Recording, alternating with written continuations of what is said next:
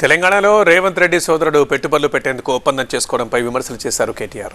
దీనికి కౌంటర్ ఇచ్చారు మంత్రి శ్రీధర్ బాబు. కొండలరెడ్డి గారు మరి ఏ అధికారంతో ఆస్ట్రేలియాకు పెద్ద బృందం తీసుకొని పోయిండు కొండలరెడ్డి. ఇంకో తమ్ముడు అమెరికాలో వాళ్ళ తమ్ముడితోని 1000 కోట్ల ఒప్పందం కుదుర్చుకున్నాడు. ఇది కుటుంబ పాలన కాదా? చూస్తలేరా ప్రజలు? అందుకే నేను అనేది అన్నీ ఒక్కొక్కటి అర్థమవుతాన్ని.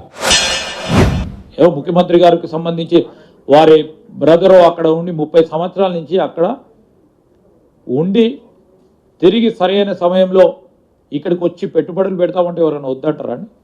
ఎందుకు వద్దంటారు? వాళ్ళు ఇప్పుడు చెప్తా ఉన్నాం, వాళ్ళు చెప్తా ఉన్నారు కదా, కేటీఆర్ గారి బ్రదర్ వచ్చినా, కేటీఆర్ గారి సిస్టర్ వచ్చినా, లేకుంటే ఇంకెవరైనా వచ్చినా you will equally welcome them.